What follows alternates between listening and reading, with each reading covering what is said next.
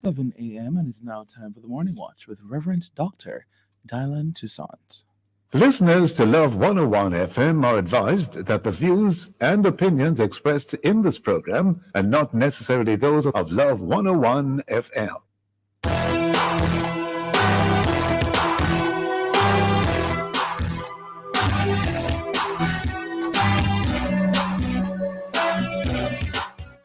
Hello and welcome to the Morning Watch on Love 101 FM. I'm your host, Dylan Toussaint. A special welcome to our listeners on love101.org, and if you're overseas and on the move, U.S. listeners can access us at 712-832-8001. And if you're in the UK, 0330-332-6541, or join us via the Love 101 FM app that can be downloaded from the Google Play Store or the Apple Store. You can also join us on Love 101 FM Facebook and YouTube Live. In the first watch today, exploring the child's back-to-school philosophy. And in the second watch, ghost guns. Should we be concerned about this technology in Jamaica? For our social media question, we ask, how was your first day back at school? We're asking you to share your responses on our Love 101 FM Facebook page and YouTube channel. And also on WhatsApp, 876-997-3125, using the hashtag, The Morning Watch. We'll share your responses later on in the program, but before all of that, here's I quote. All right, good morning. Today's I quote is, or it says rather, it is often the small steps, not the giant leaps, that bring about the most lasting change. And this is from Queen Elizabeth II. Good morning. Good morning. How are you? I am doing well, and you? I'm doing well. Thank you so much for asking. Yeah, man. Speaking about small steps, what do you remember most about your first day back at school? I've had many first days. It depends. There's primary school, high school, college. Let's do Okay, high school. Yeah. All right. So my set, class of 2019, was the second set to grace the doors of the Cedar Grove Academy. So I'm considered one of the pioneer sets. So when I went there was only grade 8, grade 7, and 6th form. So that was my first time being in a school where there was literally nobody there. So it was a brand new experience. So, that's where we started to build, the school cohort. And so yeah, there was nobody there at the first day. Just grade 7, grade 8, and 6th form. And that stands out for you, Pioneer Joker. Definitely. Okay, sir. Okay, the first watch will be back after this break.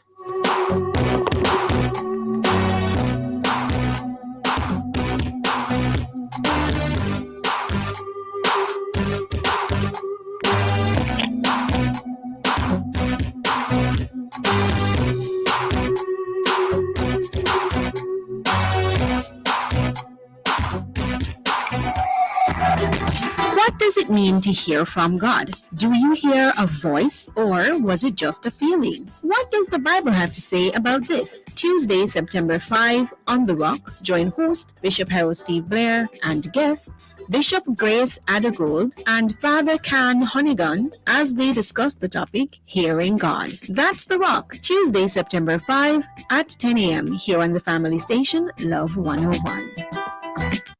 Touching lives every day, so many different ways, a part of all you do. Sagicor will make you feel secure, reaching out for more, reach for more. Whatever you're dreaming, whatever your goals, will help you achieve them. You're never alone. Taking care of today's needs, take care of tomorrow's dreams. Every day helping you succeed, that's what Sagicor means. Today's needs, tomorrow's dreams. Sagicor. From generation to generation, Jamaicans have depended on Bank to make the pride and joy of providing a safe place for their families possible. Now, with no processing fees and no down payment mortgage options, you can open the door to your own sweet home, a legacy to hand to your next generation. Visit jnbank.com to get pre-approved today. JN Bank will help you find a way. At Flow, we are determined to get it right. Now, over 60% of Jamaica has access to our fiber fast network, with over 800 communities being upgraded since 2020. And there's more to come. Everything we're doing is inspired by our harshest critic, you. Join Jamaica's fiber fast network and rediscover Flow today.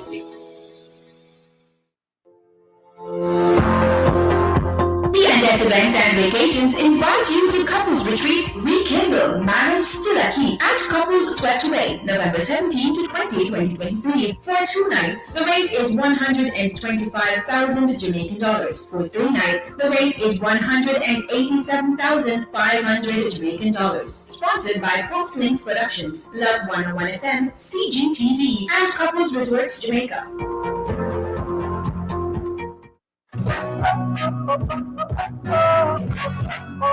The Jamaica Theological Seminary presents Zena's Garrick Public Lecture, Created to Image God, the Christian Worldview and Character Formation, with speaker Dr. Richard Middleton, a public lecture and workshop for Christian professionals facing the challenge of secularism in living out their Christian commitments and Christian calling. This Thursday, September 7 at 6 p.m. and Friday, September 8 from 9 a.m. to 2 p.m. It is a virtual public lecture for guidance counselors, deans of discipline, academic administrators, lecturers, pastors, corporate leaders, and tertiary level students. You can join via Zoom or call for more information at 876-969-8211. The lectures will be aired on Love 101 FM on Thursday, September 7 at 6:30 p.m. and on Friday, September 8 at 10 a.m. That's the Zena's Garrick Public Lecture, a Love 101 FM endorsed event. Walking your calling, we are the chain.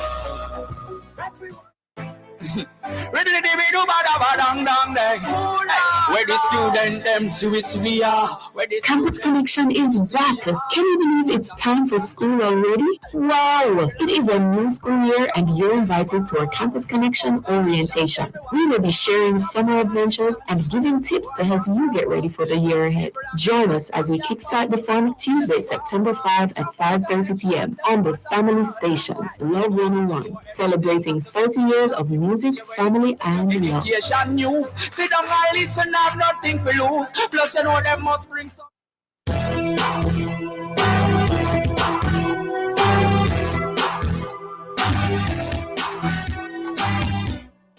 Welcome back to the Morning Watch. Thanks for staying with us. I'm your host, Dylan Toussaint. Now, as we continue our focus on back to school, last week we heard from the adults.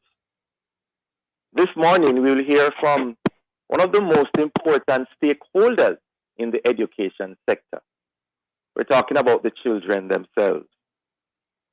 What are their commendations, concerns, challenges, and the criticism? Read the plans and the preparations for back to school. Well, here to tell us, this morning we have online Ife Oloa Alonge, 14-year-old student at a high school in Kingston, and Stephen Clark, sixth former, Wilmer's Boys, and member of ISTF, and he's also a prefect. Good morning to you both. Good morning. Thank you. Yes, good to have you both with us. Now, as you and other students return to school, there are major concerns re security or insecurity in schools. And as a result, there is much talk about more police presence and CCTVs in schools. What are your views? Beginning with you, Alonge. So I think that it's very important for the schools to make sure that the students are safe. Parents should feel comfortable when they send their children to school, and the students as well should feel safe. They should not feel like if there's a disagreement with one of their classmates, they're at risk of being stabbed. So I think it's very important that all schools should have a firm sense of security.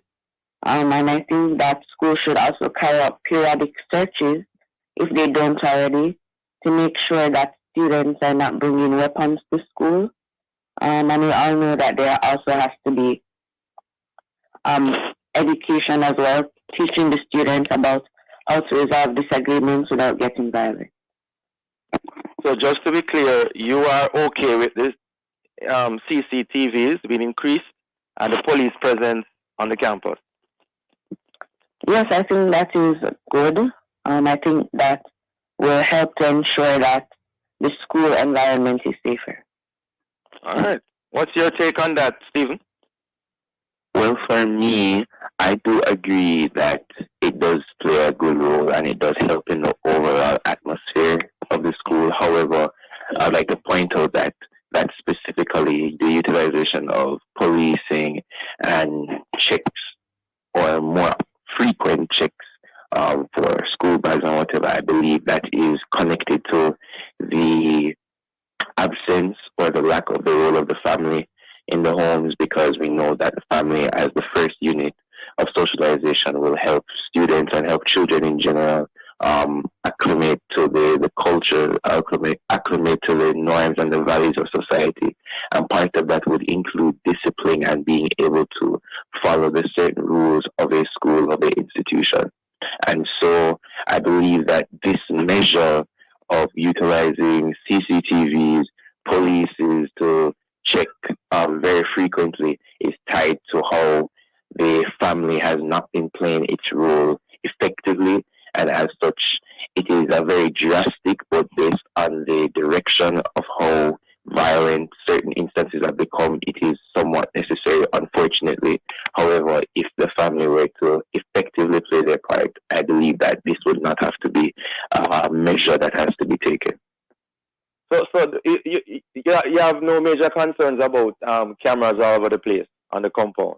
When you look, a camera is looking at you, and you turn left, another camera. You're okay with that? That's what you're saying, Stephen? In my view, because at least for me, I know that I'm just existing on the school compound. I'm not necessarily doing anything wrong, and I don't really have anything to hide. So I don't find it a problem. It can be an invasion of privacy, especially for those that may be feeling a bit shy, or the school compound is already as tough as it is to be yourself, to explore who it is that you are as a person. And so the CCTV usage can impact that negatively and make us feel like we're forced to be in a line, and we can't go across, or we can't have any sense of individuality, so to say. But it's a very tricky topic. But at least for me, I think that I don't necessarily have a problem with it. However, I do see how it can negatively impact persons. All right, interesting stuff as we are talking to two of our young persons who are also returning to school. We're up on a break. We'll be right back.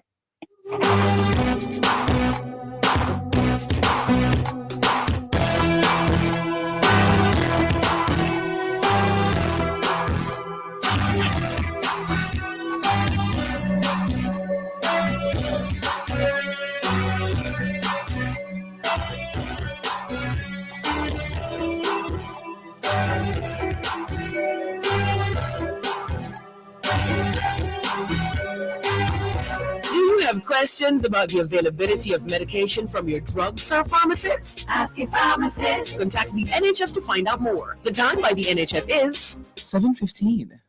Follow Grace Sardine, better flavor. Grace Sardine with the chef and the beginner.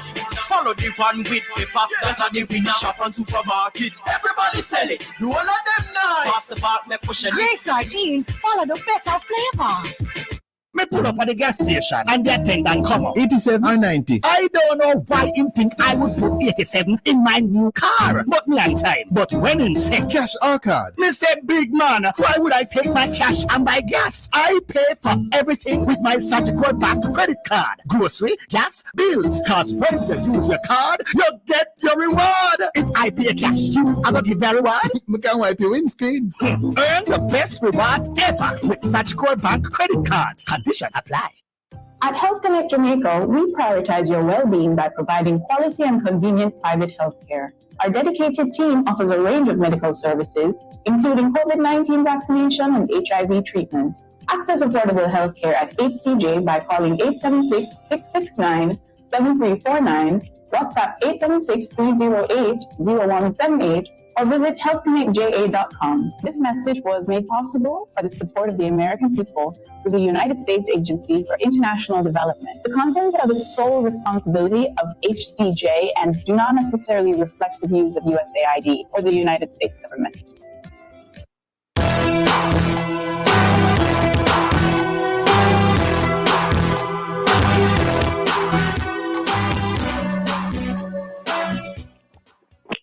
Welcome back to the Morning Watch. Thanks for staying with us. I'm your host, Dylan Toussaint. And in this, the first watch, we have been having an interesting discussion with our young people in regards to back to school concerns. In so doing, we have online Stephen Clark, sixth former from the Wolmer's Boys School, and Ife Oloa Alonge, 14-year-old student at a high school in Kingston. Alonge, and then I would throw to Stephen after. Perhaps among the most controversial issues relating to schools in Jamaica is the so-called draft policy on grooming. Now, what is your general understanding of that policy, and what are some of the concerns you have, especially in regards to hairstyles and general attire? Beginning with you, Alonge.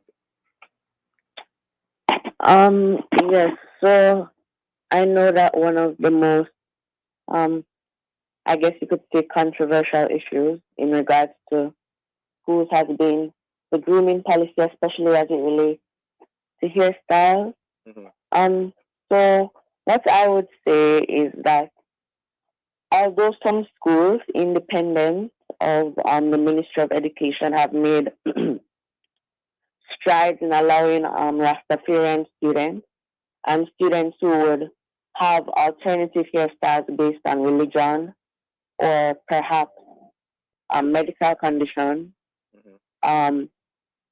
I think that it is a step in the right direction to allow students who are of different faiths to express themselves in their hairstyles as long as that is a part of their culture, their religion. So I think that is something that should be commended. But one of my concerns is as it relates to students who are not Rastafarian, but they like dreads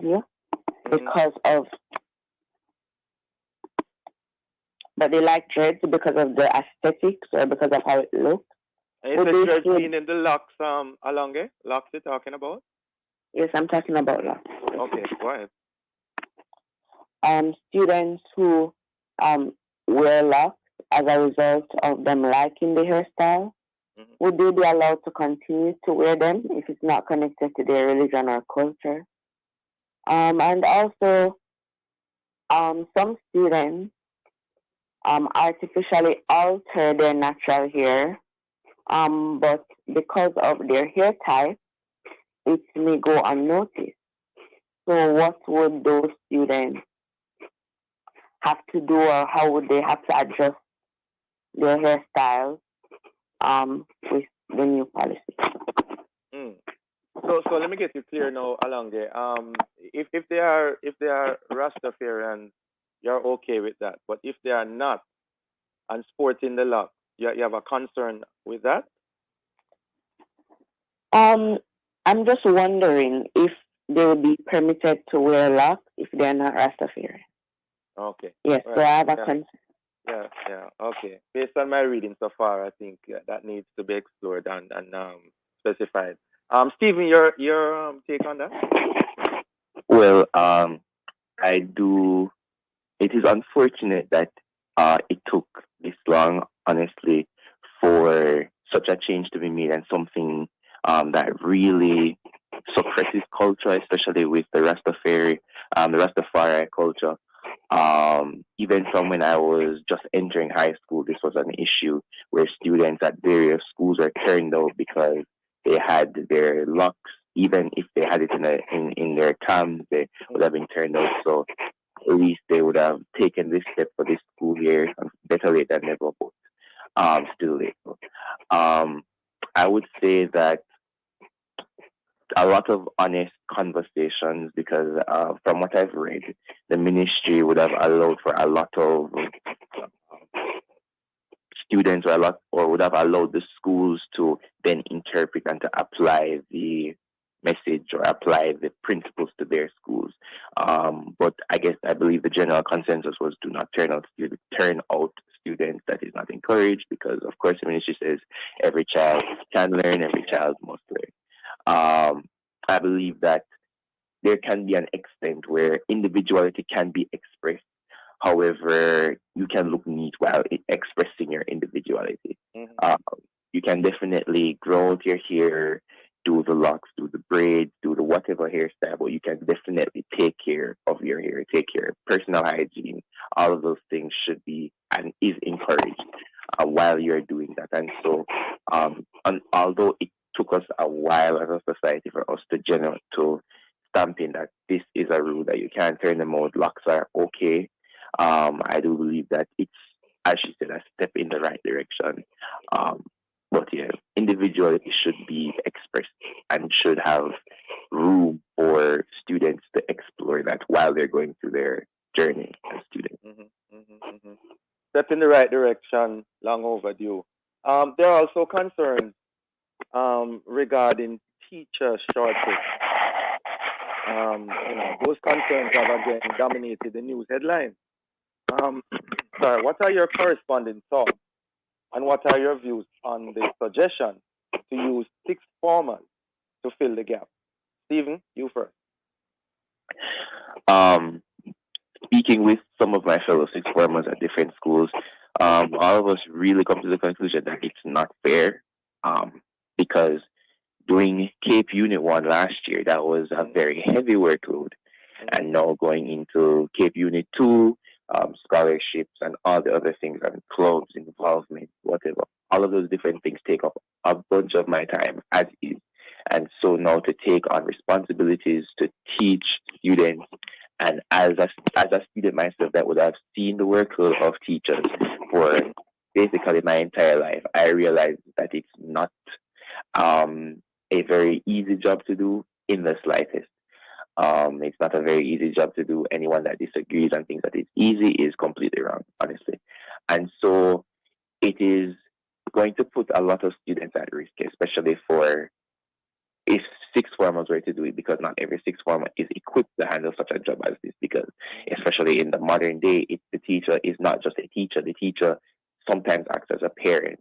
They act as the discipliner, care, because there are so many stories, so many different types of students that come into their classroom, and now not only do they have to teach them, they have to deal with their social background, they have to deal with their cultural background, their upbringing, and whatever. And so for us as then students, sixth formers, to have to balance those two things, it would be completely unfair, and there would be a very drastic change in grades, a very change in our mental, emotional well-being as well, because as I said, it's not an easy job. And so I don't think it's fair, and I don't think that it should be a responsibility cast on us. If they were to say tutoring here and there, that would be different and that would be understandable. But teaching is not really conducive, and I don't see how that's going to really work. And then for us to manage both responsibilities as students and then as mini teachers, if you want to call it that. So it will be very, very hard, and I don't think it would really work, honestly. Hearing you loud and clear, Steve, you're saying it is unfair. Alonge, what are your thoughts on that? Well, so I think that first and foremost, we wouldn't be in a position where sixth formers who should be focusing on their future and getting into university, securing the funds needed to propel their educational journey. I don't think we would be in this position if first and foremost our teachers were paid and treated up to an international standard. So I think in sharing Stephen's view that it's not fair to say that sixth formers should fill the teacher shortage when they have their own futures to focus on, because they're at a very important point in their lives where now they're figuring out what they want to do in the future, what their next step is. So I think that, saying that sixth formers should put all of that on pause, or maybe not put it on pause, but add something new to the plate, like managing a class. I think that is an overstep of the boundaries, because sixth formers should really be focusing on the next step in their educational path, not on teaching and managing a class. So you think it's unfair as well? Yes. Okay. Now, the Ministry of Education recently issued guidelines, read devotions in school. What is your understanding of that, and what concerns do you have? Beginning with you, Stephen. Any concerns there? For example, they have stipulated now in terms of the time these devotions should be held. What are your concerns? Unfortunately, I have not been able to read the guidelines or access them. However, as some general thoughts, I do believe that some sort of spiritual consciousness in the mornings to at least start the day properly is very beneficial, because it allows the students to turn towards a higher power, if you want to call it that. It would allow for students to really recognize that there is someone above themselves. Whenever an individual or a group of people in society think that they are the greatest in society, it causes downfall and causes destruction for everyone else around them. And so, while pulling into devotion where they recognize that there is someone higher than them, and that everyone next to them, because that is the teachings of Christianity, everyone next to them is just as in need of God, it will allow for a greater school environment, honestly, where we are actually calling on the help of God to act as students, teachers, various members of staff, etc. And so I do believe that devotion should be encouraged. It should happen. It doesn't have to be long, but it should be meaningful and thoughtful to at least give everyone something to start off their day with. Yeah. And Alonga, you have the final word on that quickly. Yes, as it relates to the new devotional policy, I think that the main issue that I have with the policy is where it says that the speaker or the person conducting devotion is not allowed to offer salvation to the students, to convert students. I feel like that option should never be stifled. If there are students who wish to accept Jesus into their lives and to become Christians, I feel like that opportunity should be available to them. And I do think that students of different faith backgrounds should be allowed to be exempted from devotion. Yes. Okay. Interesting stuff there. Well, we want to thank both of you so much for coming on our program.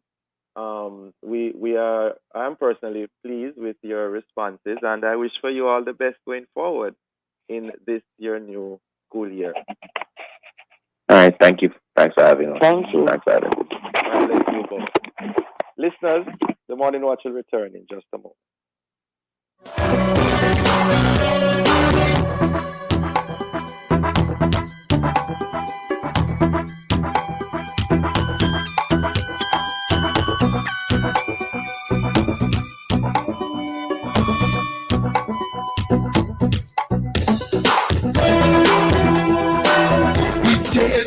Anything possible. with a little savings in your hand. The time by Jan Bank is 7:30. Jamaica and its workforce are advancing quickly. Life-changing opportunities are arising. You need training and support.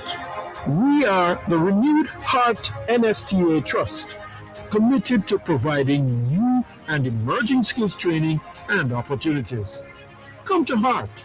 We'll help you claim your place in the workforce of the future.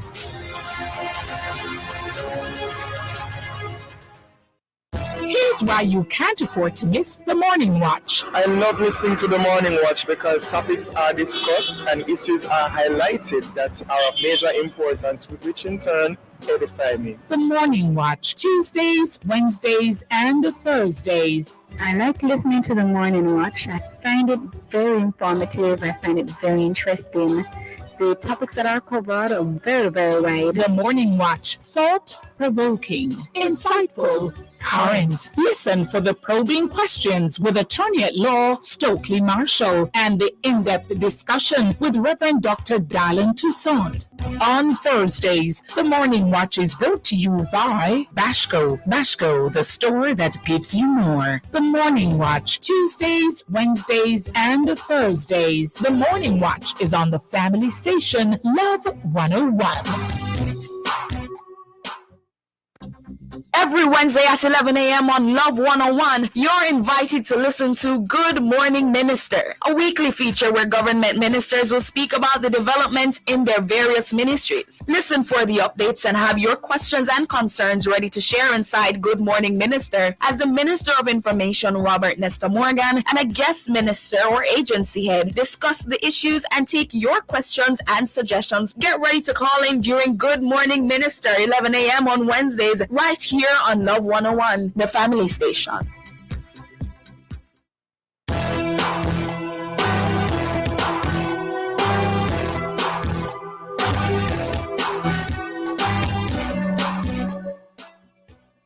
Welcome back to the Morning Watch. Thanks for staying with us.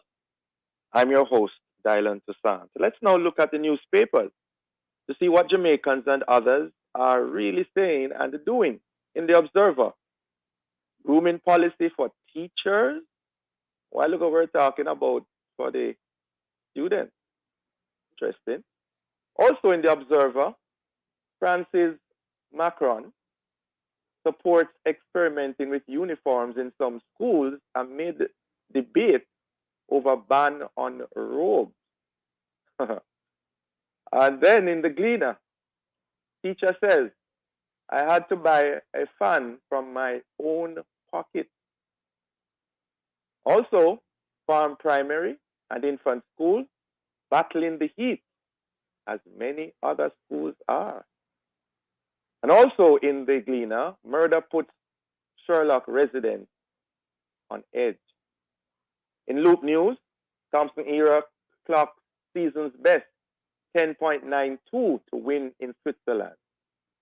And then finally, in Loop News, 600 pounds of ganja seized in St. Elizabeth in a snap raid, and 3 men have been arrested.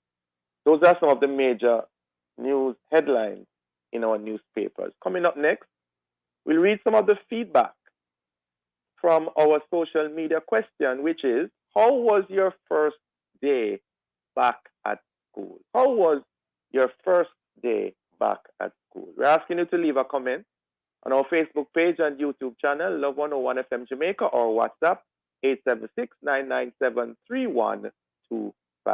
We'll be right back.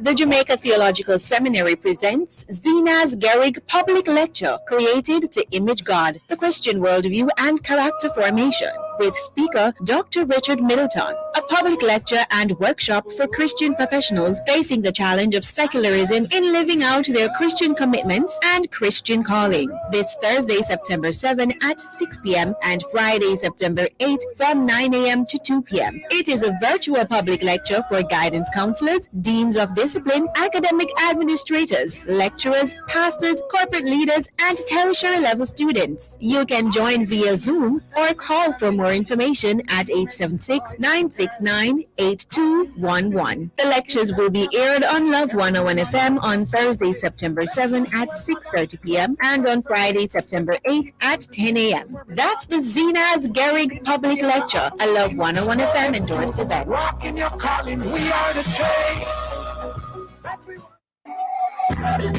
What does it mean to hear from God? Do you hear a voice or was it just a feeling? What does the Bible have to say about this? Tuesday, September 5 on The Rock, join host Bishop Harold Steve Blair and guests Bishop Grace Addergold and Father Can Honeygun as they discuss the topic, Hearing God. That's The Rock, Tuesday, September 5 at 10 a.m. here on the family station, Love 101.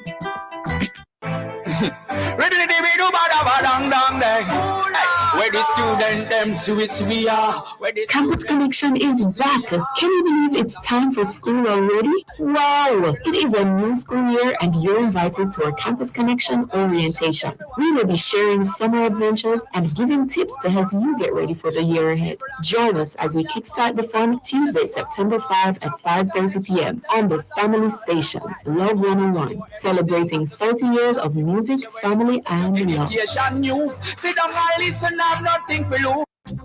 Every Wednesday at 11 a.m. on Love 101, you're invited to listen to Good Morning Minister, a weekly feature where government ministers will speak about the development in their various ministries. Listen for the updates and have your questions and concerns ready to share inside Good Morning Minister as the Minister of Information, Robert Nesta Morgan, and a guest minister or agency head discuss the issues and take your questions and suggestions. Get ready to call in during Good Morning Minister, 11 a.m. on Wednesdays, right here on Love 101, the family station. Good Morning Minister is brought to you by the Office of the Prime Minister.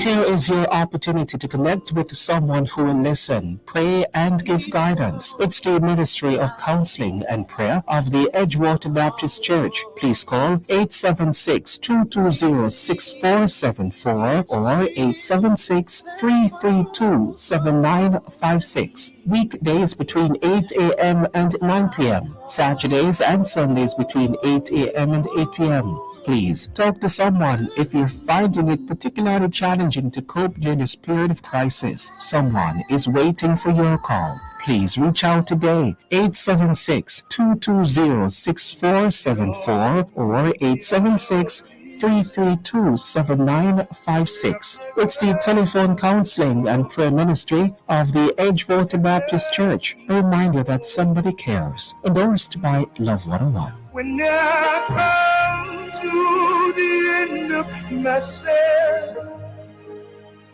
Father, carry me.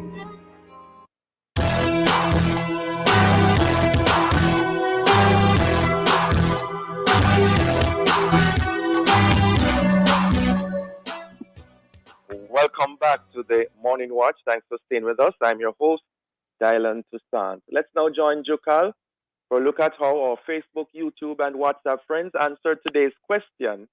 How was your first day back at school, Jokal? All right, good morning. So Cherry from Spanish Town says, good morning. The first day was a smooth start, but just as it is with the reality of life, there will be changes and challenges, and I pray we deal with them to the best of our abilities. Yeah, so that's what we have here from Cherry in Spanish Town. Okay, thank you, Cherry, and all the best going forward. Mm-hmm. Now, as we segue into the second watch, recent news article reported that the police in Trinidad and Tobago seized a quantity of so-called ghost guns.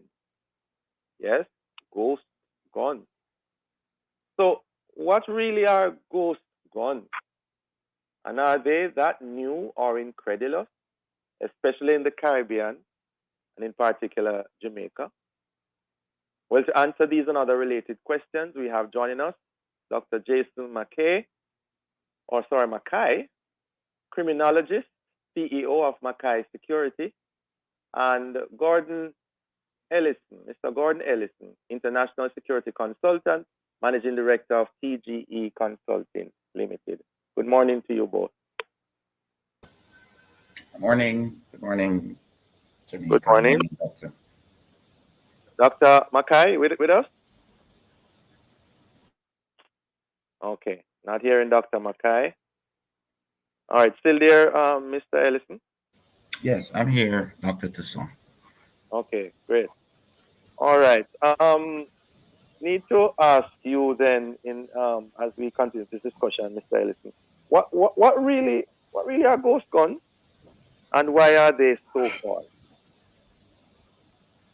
Okay, so a ghost gun, it's not a colloquial term. It's actually an international term, and it has to deal with guns that were manufactured the non-traditional way, which means they didn't pass through a factory, they weren't branded with a serial number, and they are almost impossible to trace back to the origin, because it has been done through a process of assembling different parts of guns, whether it be plastic parts, and then just importing the firing mechanism, which could be just a spring and a hammer.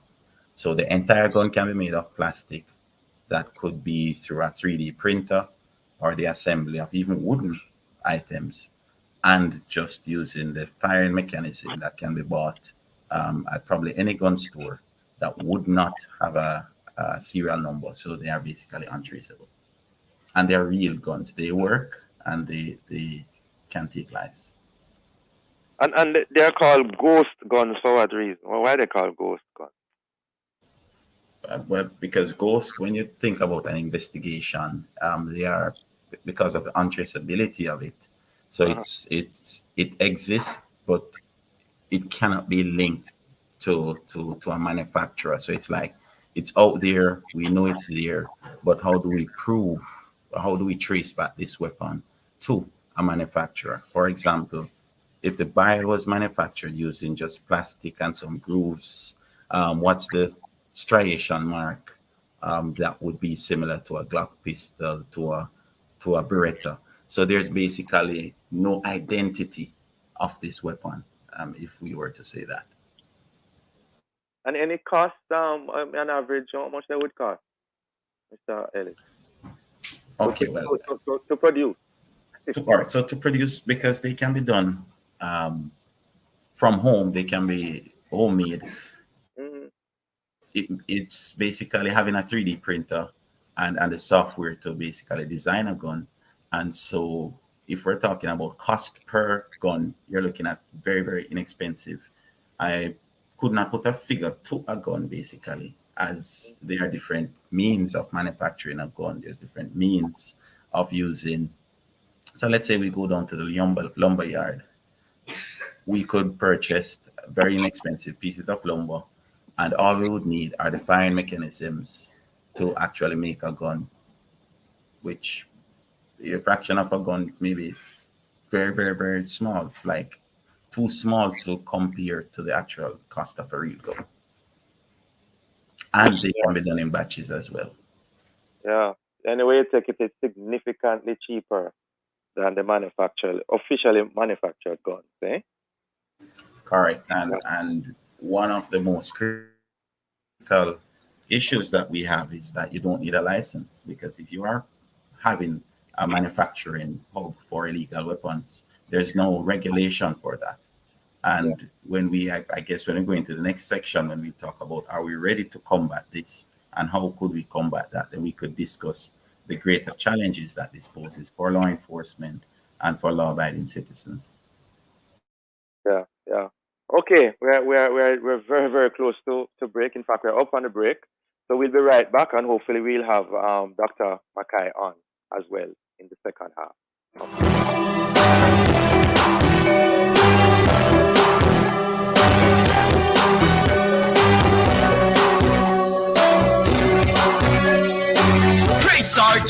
chef and the beginner. Follow the one with pepper, that are the winner. Shop on supermarkets, everybody Great sell it. sardines, follow the better flavor. The time is 7:45 a.m. Why suffer from heartburn, gas, upset stomach, or indigestion? Get fast, effective, long-lasting relief from Benjamin's Antacid. Benjamin's Antacid works faster than a hot cup of tea. Benjamin's, the trusted name for over a century.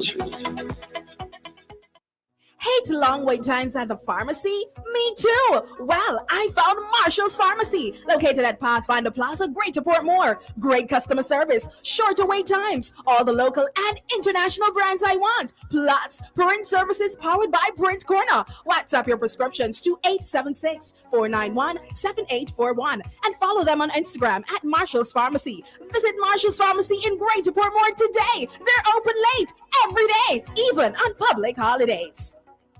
Do you have questions about the availability of medication from your drugstore pharmacist? Ask your pharmacist. Contact your pharmacist today by using our online request form via our website, calling 876-906-1106 or texting 876-219-9937, Mondays to Fridays, 8:30 a.m. to 4 p.m. or by emailing rxsupport@nhf.org.jm. NHF is here for health. NHF is here for you. Ask your pharmacist.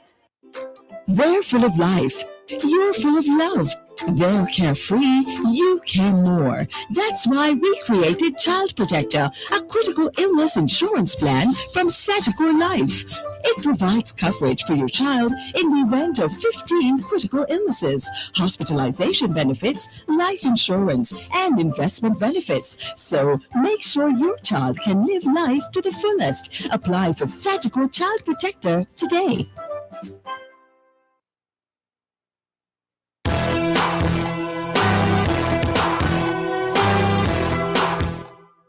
Welcome back to the Morning Watch. Thanks for staying with us. I'm your host, Dylan Toussaint, and in this the second watch, we have been discussing the whole matter of ghost guns. Would you believe it?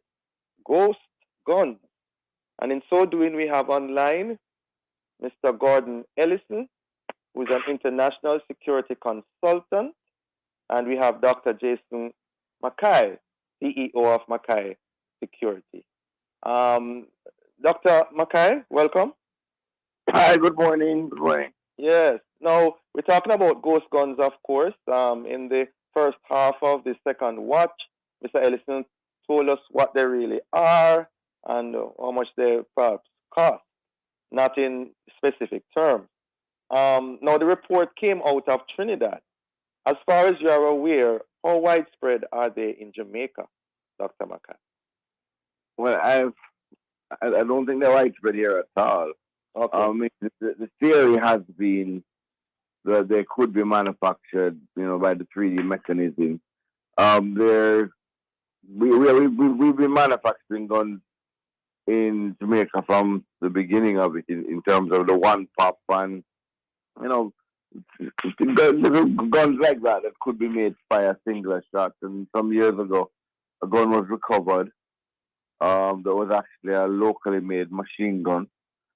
And then back in about 2007, another one was recovered in Portmore. On that time, it was tied to a particular person who believed to be able to manufacture it. That person was killed some years ago by a gunman. But historically, the manufacturer of machine guns by Jamaican illegal manufacturers, I've only known of it happening a very few times. Even though homemade guns are, historically something we have made from the 60s.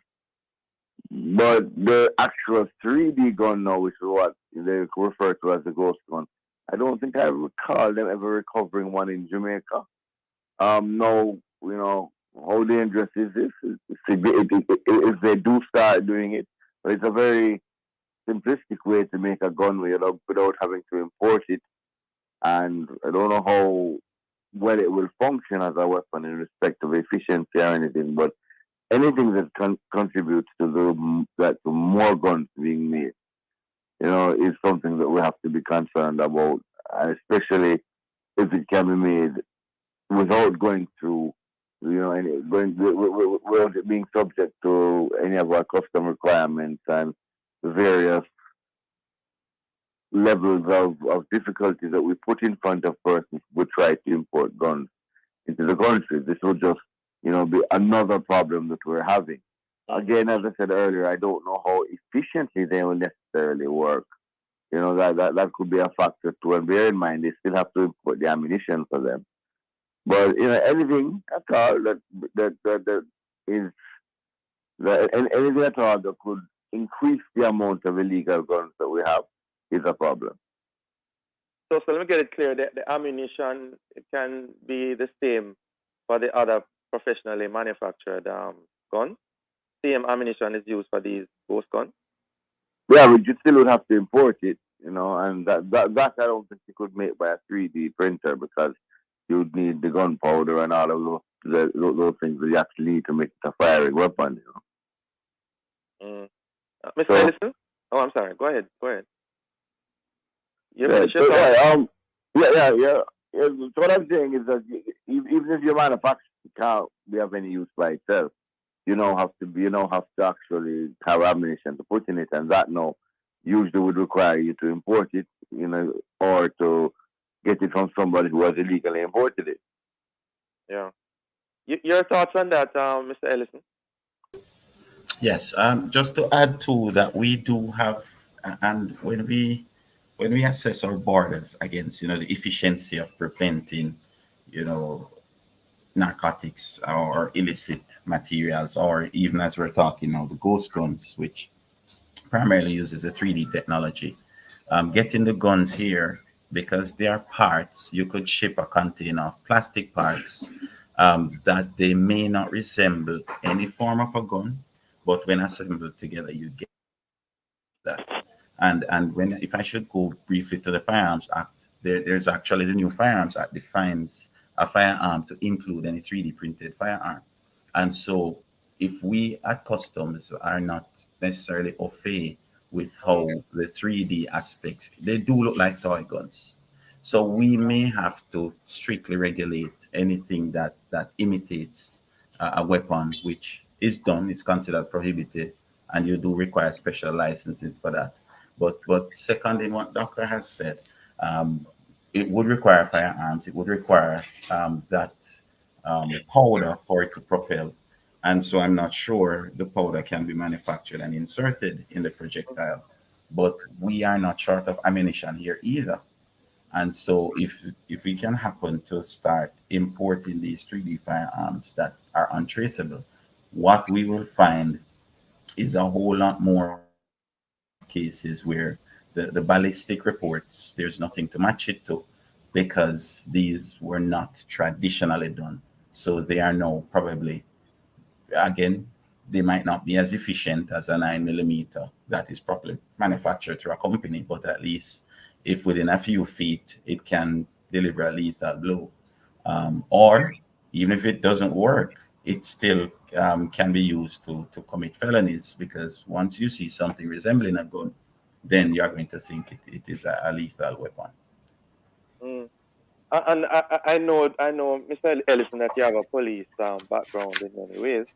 How equipped really is law enforcement in Jamaica to handle these guns? All right. Firstly, we like to mention law enforcement, but law enforcement is secondary to legislation. The law can only legislate, or the law can only enforce what is written in law. And so with this new Firearm Act that brings in 3D printing, that brings in the use of possession of firearm or imitation firearm, and also the manufacturer, Section 13 speaks to the manufacturer of prohibited weapon. And so if anybody is caught, or the law makes provision for 15 to 25 years for any single firearm that is imitation or that is being used in the commission of offense. So I think, based on what the law provides, the police is more equipped to treat with and prosecute instances where we are faced with this ghost gun technology or phenomena. However, I must speak to the people of Jamaica now that there's no law enforcement without witnesses. And so we will require as a country people to be more cooperative with law enforcement, and also it's probably one of the most critical aspects of law enforcement, the cooperation of citizens, giving information to the police. And we may even need to bring in 3D printing regulations to say you need a special license, etc. Because with a 3D printer, all you need now is a software to print anything that you need. Dr. Mackay, I'm just curious. Somebody who do their own thing in the backyard, not necessarily with bullets, professional bullets, but even stone that they can put inside there, would that qualify as being illegal? I mean, in respect of what? The manufacturing of Yeah, right. The one little thing in the backyard there. But it's the stone they put inside instead of, ammunition of professional order. Well, the new firearm bill does, does accommodate manufacturing of a gun, of a homemade gun, just like the old firearm act used to before. There's a part of the law that covers that aspect of manufacturing. Now, how efficiently it works, or what type of missile you put in it, and all that is somewhat secondary to the fact of once you've manufactured it, it's a gun, and the law accommodates it. What do you regard as the future of these weapons, therefore, Dr. Mackay, going forward? We're going to see more in Jamaica. The world, we're going to have reduction. They're going to become more skilled. I think we're going to definitely see 3D guns in Jamaica at some point. It's just that everything that usually becomes a problem in other countries, particularly in the region, eventually it happens here. How well they work, how efficient they function, will it become an epidemic? I wouldn't say so. I don't think so, because I think that from what I've seen, from what I've researched so far, it doesn't appear to me that they're high functioning weapons, and we have so much problem with weapons here already. This will just make it worse, but I don't think it will actually be something that changes the game. From where it is now, we are already in a very, very serious problem with the amount of illegal weapons that are in the country and the standard of illegal weapons. And that is what I don't think a lot of people are getting. We've always had assault weapons in Jamaica, serious machine guns, going back to the 70s when they were used in the Civil War.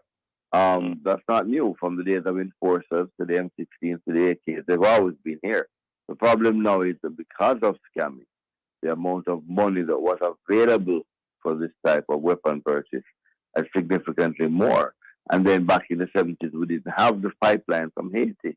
So if you have the gun selling, so to speak, the sale of illegal or prohibited guns, to me, never really existed in any great way before Haiti. It existed, but since the Haiti pipeline, it has become more of an illegal business rather than persons bringing in guns, for their own gang and that type of thing. But people actually bringing in guns to sell is something that really became a real business since Haiti and the gun product trade.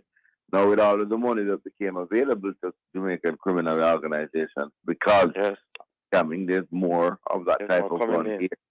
And there's high quality of guns like that here. So now we're talking about the importation or the creation of a 3D gun in an addition to it. So, sorry, Dr. Mackay. Sorry, but we're out of time. Right? Okay. Out of time. But I want to thank you both for joining us this morning. Interesting, informative. And we hope that we do not have a proliferation of these guns and the other manufactured guns. Have a safe day, gentlemen. All right. Thank you very much. All right. Thank you. Yeah. Thank you, listeners, for being with us. Join us again tomorrow as we continue to set the stage for a discussion of topical and controversial issues. For information or get copies of this program, call our production department at 876-968-959627. This has been the Morning Watch. Thanks to our producer, Kathy Gale, and our guest. I'm Dylan Toussaint, and you're back to Love in the Morning with Jokal Daya.